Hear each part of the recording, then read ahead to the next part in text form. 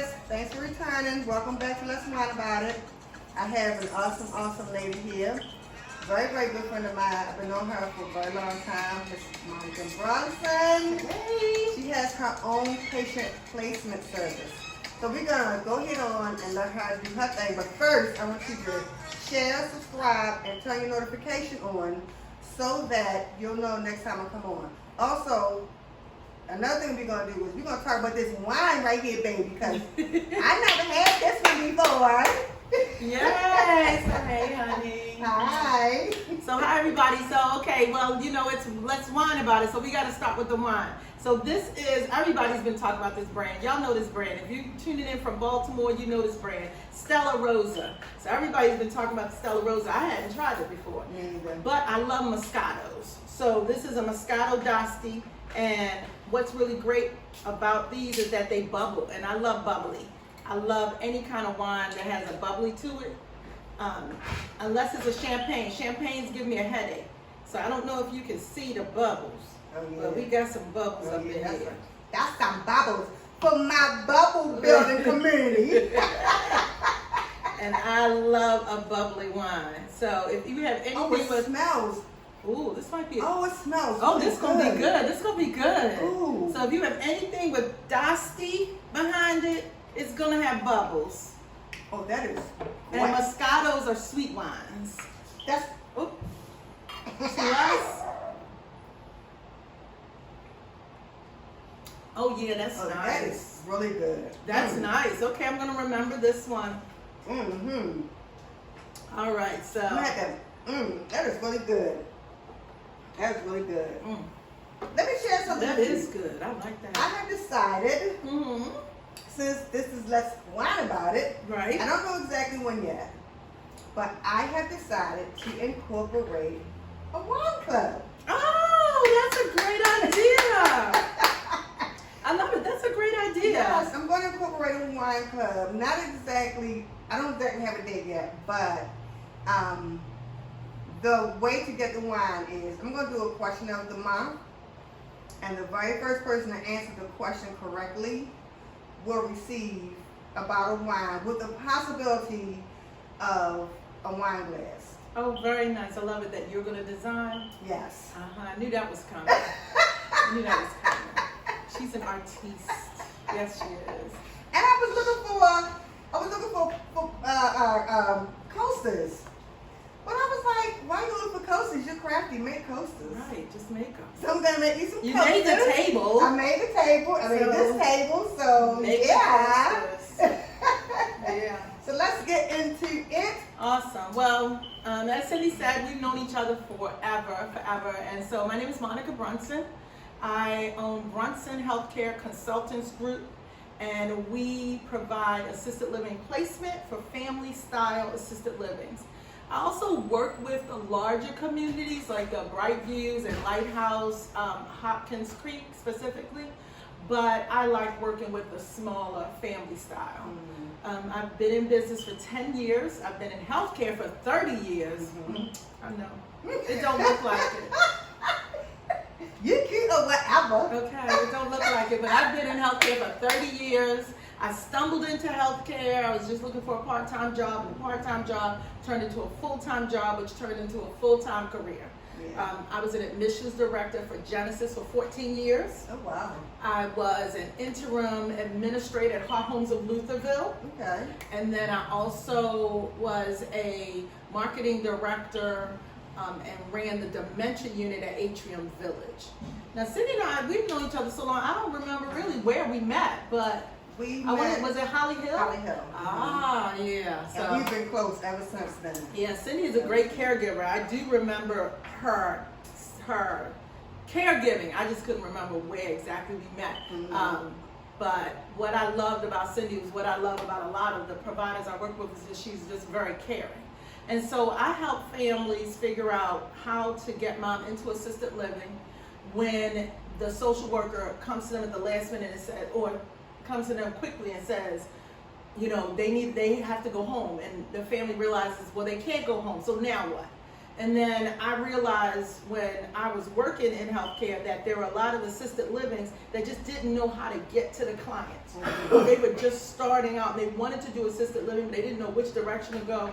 They didn't have the resources that the larger communities have, and they didn't network the way the larger communities did. They might have one or two girlfriends who did it, but those girlfriends were not a bigger network. So at this point, I started out with just 3 providers. I now have a network of over 65 providers. Oh, wow. I started out talking about growth. God is good. God is good. God is good. I started out with just Baltimore City specifically. I now have providers in Baltimore City, Baltimore County, Harford County, Howard County, Montgomery County, Anne Arundel County. I even have a provider near Cecil County. She's right on that edge. That is so, yeah, and I get referrals from everywhere. So, Brunson Healthcare has been a blessing to me. I have been able to work for myself, set my own schedule, support my cousin. Let me get a plug out to Berries by Keisha. Yes! Berries by Keisha! We will be back when we do the wine I club. love her. Her berries are so good. Hopefully I can have her on. But let me tell y'all something real quick. Keisha and I met at Monica's. We did a networking meeting at her house. Well, she did. I didn't interview her. I just went.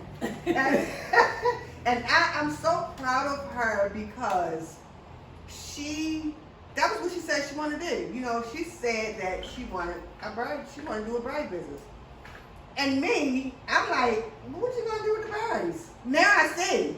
Like, people ask us that all the time. yes. People ask us that all the time. They said, is that all you do? Is that all you sell? Is chocolate covered strawberries? Yes, that's all we sell. And you know, she'll come on and tell her own story, but I'll give you her story in 30 seconds.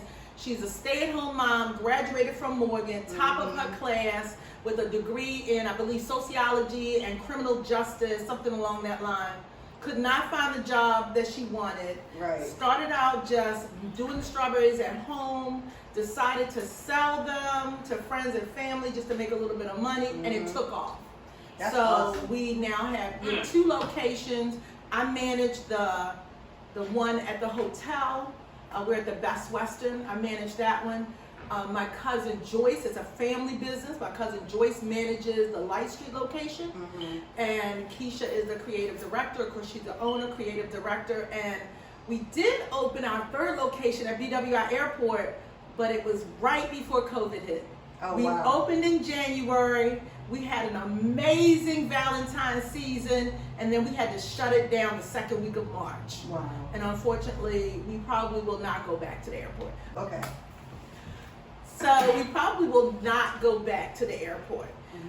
So that's Keisha's story. And you know, her story is very, I say, similar to mine in the faith walk. When you are an entrepreneur, when you want to run your own business, you really do have to, you're walking on faith. Like I did not, now, our story is different. She planned, she's a planner. She's a planner, so she planned and really plotted that thing out. Yeah. I did not plan to do this. It was a leap of faith. I was looking for more money. I was at the top of my game as an admissions director. Genesis at that time was the company to work for in the Baltimore, Maryland area, I felt. Everybody else, I thought, copied off of their systems. Right. And I couldn't do anything else except be an administrator, and I didn't want to be an administrator. So I really was jumping from one healthcare system. I was doing what a lot of people do. I was jumping for more money. Right, right. It didn't work out, and then I had no job. Couldn't go back to Genesis because I had already given notice. They gave my job away just that fast. Boom, it didn't take long. So I needed to move forward, so I had to move forward with the gifts that God gave me. Right. And so that's what I did. I moved forward with the gifting that he gave me, and I have a gift for gab. I have a gift for connecting people. And I literally left Genesis on a Thursday, was my last day. And on that Friday, I was in the hospitals with my business cards that I got done at Staples. Yes, I did. I had some jacked up looking business cards. But they worked. I picked up yes they did. At that time, I didn't even get the really nice ones you could get from Staples. I got the little put it in the printer yourself. Right. Copied it on the copy machine, cut them, and handed those business cards out and said, I'm not at Genesis anymore, this is where I am. So marketing was what I leaned to and just trusted God, and for a while I didn't think I was gonna do it, because I left Genesis in October, and I'm telling you, by November, December, I started looking for another job. I was like, oh, this not gonna work. I was like, we got Houston, we have a problem, because bills need to get paid. I had not planned to leave, so I didn't have any savings. My credit was jacked up. I'm gonna be very transparent with y'all. Ooh, let me take a sip on this one. I'm gonna be very transparent. My credit score when I started my business 10 years ago was 415. Oh wow. Yeah. Oh wow. That's like just nothing. You might as well not even have a credit score. You might as well tell people, oh no, I don't have any credit. I had jacked up from the floor up credit, 415.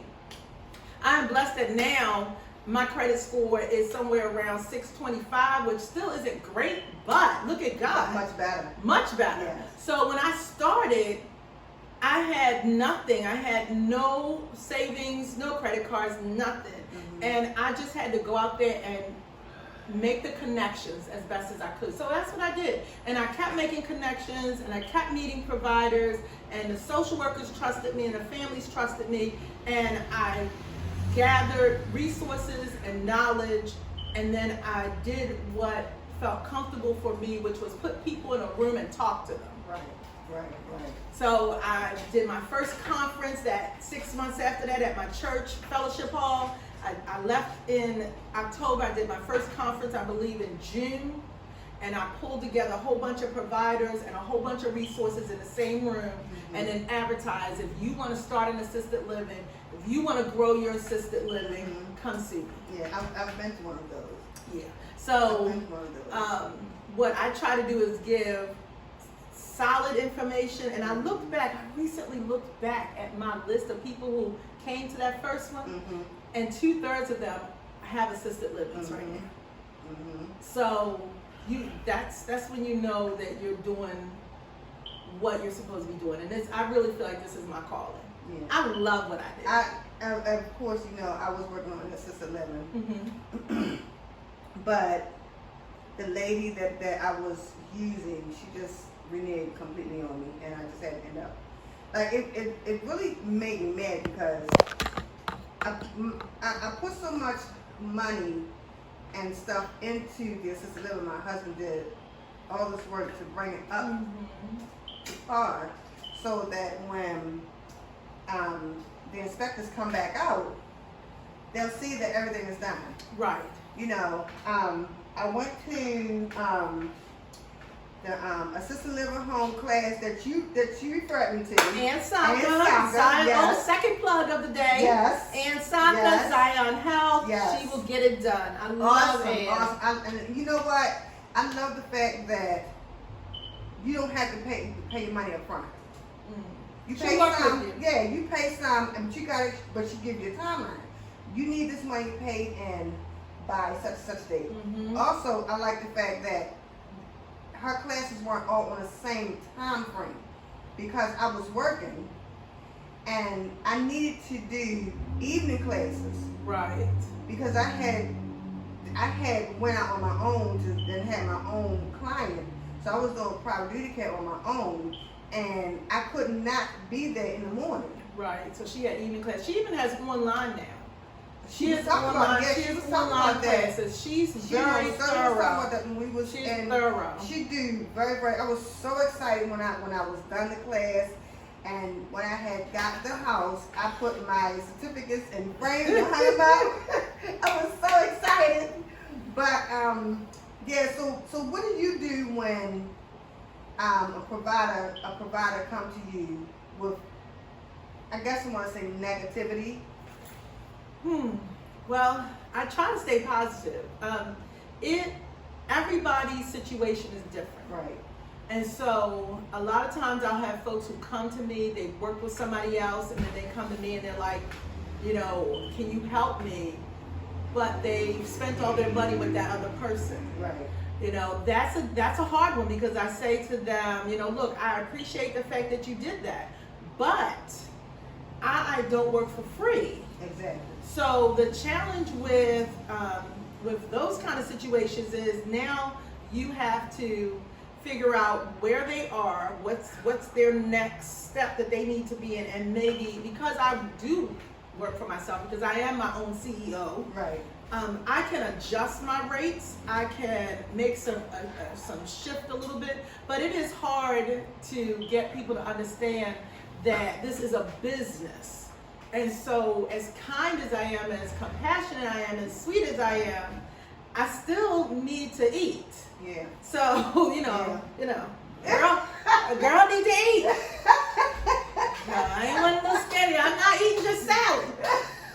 So, girl need to eat. So I try to help them. I try to give folks advice, but I've learned that I need to.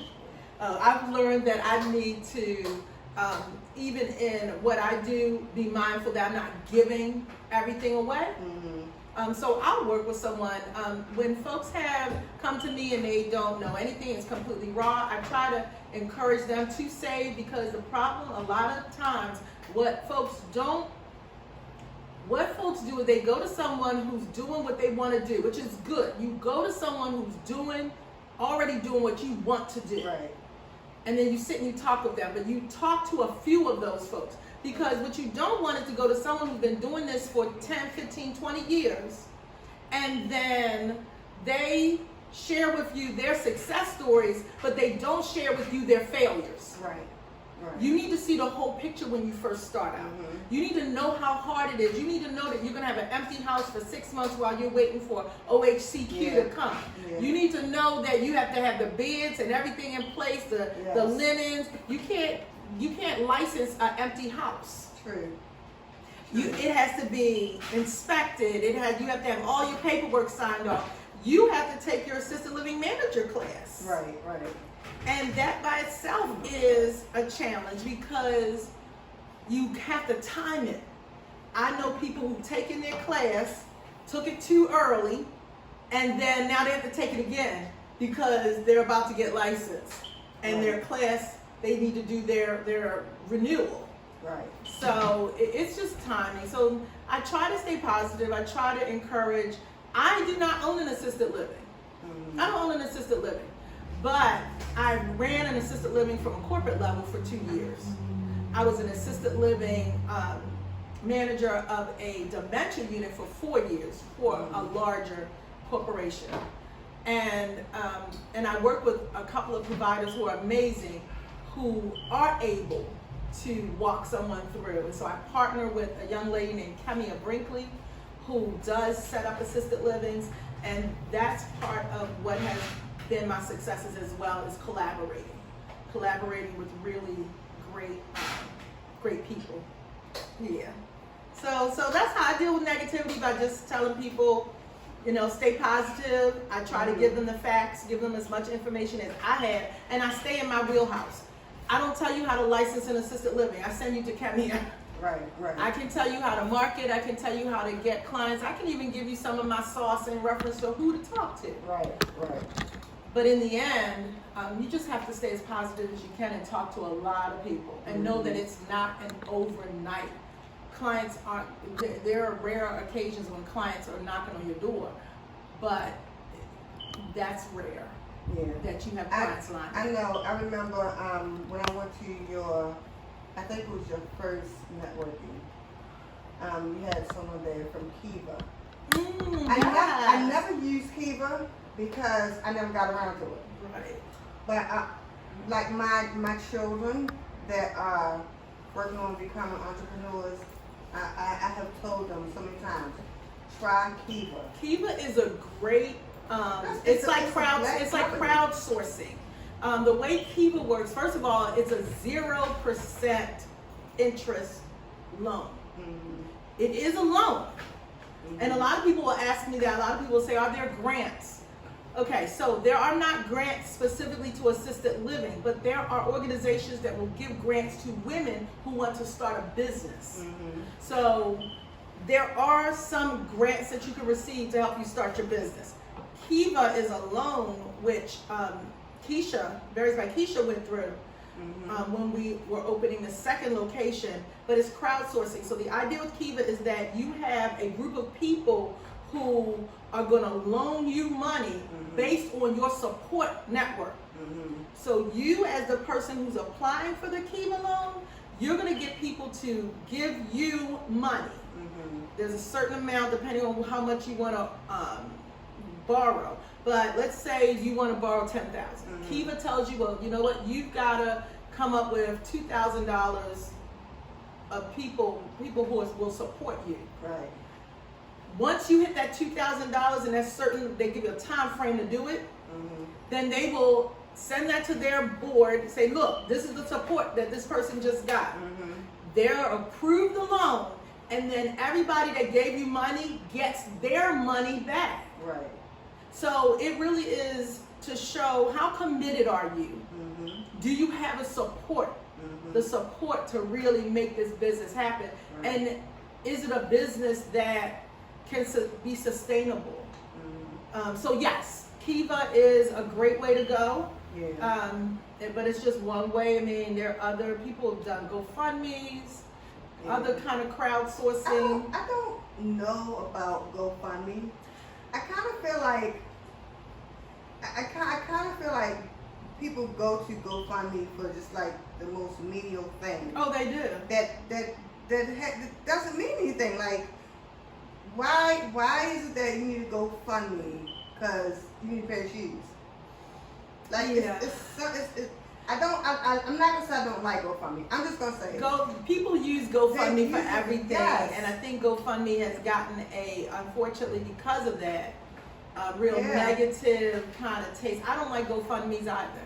Yeah. It's kind of like they have been reduced to that scam. Yeah.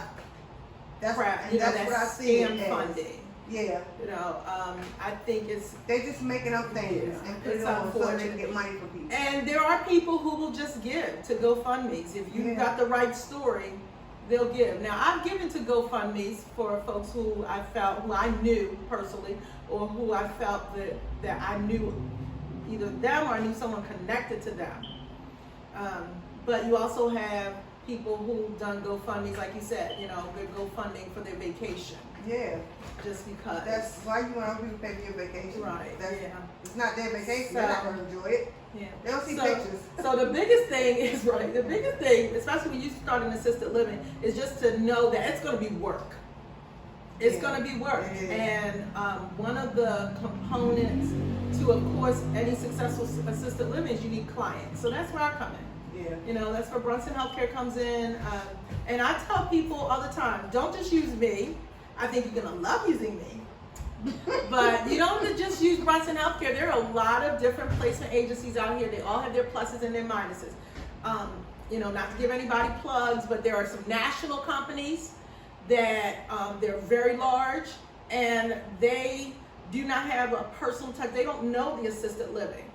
They know the address, and they know that the place is licensed. They know the zip code. So you punch in a zip code, they're going to spit out, 10, 20 places to you as a family member that fit your zip code. Right.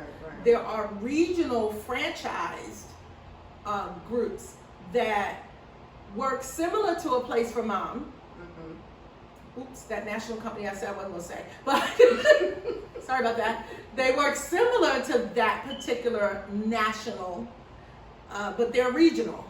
Right. And they may or may not have someone who's personable, who knows the assisted living provider. And then there's Brunson Healthcare Consultants. We meet the provider, we've walked through the house, we've had lunch with the provider. Yeah. We've had wine with the provider. And we're more hands-on. And then there really are, and there's some local ones who are hands-on as well. But what makes me, I think, a little different is that I see the whole picture. Right. I see the family side of it, I see the provider side of it, and I also look at the client. And I try to match the client with the provider. Right. Right. And because I have a clinical background, for me, it goes beyond just giving the provider a name and a location. You know, I can actually look at the paperwork and add some other insight. Right, right. So yeah, and So- I love what I do. So what happens if you place a client and then no certain time frame up? I mean, do you get close to the facility where, if need be, you will go to their services if they pass away or something like that? I've done that before. Oh, okay. And it's not so much that I was close to the facility, but I got close to the family. Oh, okay. Yeah. So I have taken my clients, I've moved my clients in. At one point when I first started, I would pick up every client. I can't do that anymore. And I thank God for that. It's just bigger now. I can't do that every. It's probably time for you to get a boss. Right. Yeah. And a staff. At one time, I used to pick up every client. So I would pick them up at their discharge, take them to their assisted living. I had one lady that I picked her up, took her to her assisted living. Her sister died the next day, and I took the client to the wake. Wow. Yeah, I took the client to the wake. So a week later, I took the client to the wake. I've had situations where clients have passed away, and I have definitely gone to their funerals. I have had clients who it didn't work out at that particular assisted living, and I was able to help them get into another assisted living. But more excitingly, and what I think, you know, if I could toot my own horn, is I've had family members who've called me, and as recent as last month, who've called me and said, "You placed my mom 5 years ago. She's passed on, but now I need to place my uncle. Now my girlfriend needs to place her mom." Right. And so people, I don't advertise. This will probably be the biggest advertisement I've done, is being on Let's Whine About It with Cindy. It is strictly word of mouth. The way I get my providers is word of mouth. The way I get my clients is not just word of mouth, but also through the social workers. Right. I have social workers who refer to me, doctors, home health agencies. I am, and I can say this, I'm a preferred referral source for Kaiser. I'm a preferred referral source at Union Memorial, Good Samaritan, St. Joe's, Anne Arundel Medical Center. So I'm excited that God has really grown the business, and I think it just has to do with hanging in there. Yeah. You know, no matter what your business is, you know, when you open your assisted living, just hang in there. You know, don't give up. Don't give up. And if it's your passion, if it is what you are supposed to be doing, you're gonna see the fruit. Right. If it's your passion. I know you're not doing it right now, but just the kind of care that you gave, private duty was your passion. Yeah. You know, that was I your. spoiled all. You even spoiled in the your facility, clients. I spoiled all my clients. You did. You know, I went out of my way and I spent my own money. I couldn't stand the soaps that they used in the facility. I remember that. Yes, I bought everything. Cindy would come in with this basket. How did I forget where you were? I don't know how I did that, because you would come in with your own little beauty pack. All these creams and lotions and soaps and she would have a whole beauty pack. Yep, cologne for the men, perfume for the women. Yes. The ones who I knew didn't have allergies and that I can use them. Right. Always. And I was really big on Axe then. Because I bought Axe everything. I spray the crap. That was a great system. Axe, like, I love my clients. And I used to always say, well, I don't feel like going in here. I don't feel like being involved with these people. But the minute I got to the building and I knew that I was going to be there with my elderly community, I was fine. Oh, yes. I was fine. You have to love what you're doing. Entrepreneurship is tough. It is hard. You know, you leave a 9 to 5, you leave a 40-hour-a-week job to work a 70-hour-a-week job. Yeah. It is, even though you definitely have freedom. I can adjust my schedule. I can flex my schedule. I don't have to ask anybody for vacation time. I remember the first year, actually my first year that I was a full-time entrepreneur. I remember I went to New Orleans. It was 2014. I saw Prince. I went to New Orleans. My girl Zara. Hey Zara, I hope you're watching this. We drove. Oh Lord, never do that again. But we drove to New Orleans from How long did it Baltimore. take? I think it was like 16, 17 hours. I don't know. I was Wow. delirious. Talk about Prince. I was delirious. But what I loved was we decided to stay an extra day. Mhm. I didn't have to call nobody. I think the young lady we were with had to call and let her job know that she excuse. I don't know what the excuse was. Right. It's been long enough. She don't care no more. She came up with an excuse. She wasn't sick. She was sick. She was was scheduled. sick, yeah. She had a planned illness. Exactly. But what I loved was that I didn't have to call anybody. Mhm. I simply stayed an extra day. Yeah. And so, during the course of being my own boss, my mother got ill. My mother had already passed away. I'm sorry, my grandmother got ill. My mom had already passed away. My grandmother got ill. And I was able to be there for her. I could be there for my nephew. I could be there for family when I needed to be there without having to ask anybody for time off. Right. That's the beauty of entrepreneurship. That's the beauty of owning, having your own business. But it's hard work. It's hard work. And taking care of, and this is the other piece of advice I love to give. I always ask them, why do you want to open assisted living? I think the best and the worst answer, they're both the best and the worst answer, is because I took care of my grandmother when she was sick. That's a great answer because it shows your compassion and that you have a love for someone. But your grandmother is your And grandmother. that's a whole Completely different person Yeah. from this lady that you don't know who's cussing you out because she has dementia. Yeah. Whole different person. So I tell them, give me another reason. That's beautiful. You took care of your grandmother. Yeah. But tell me why you want to start your own business. What- The demented and Alzheimer clients, they are so flexible because you don't know who they're going to be the next minute. Whew, Lord knows. I am now, and even at doing what I'm doing now, I am caring for my husband's aunt. Thank God she is 93 years old. That's my baby. I love her to death. But honey, that thing, And they strong. yes indeed. Woo. Yes Don't indeed. you be surprised by them 78 And pounds. I try to tell my sister that's caring for her.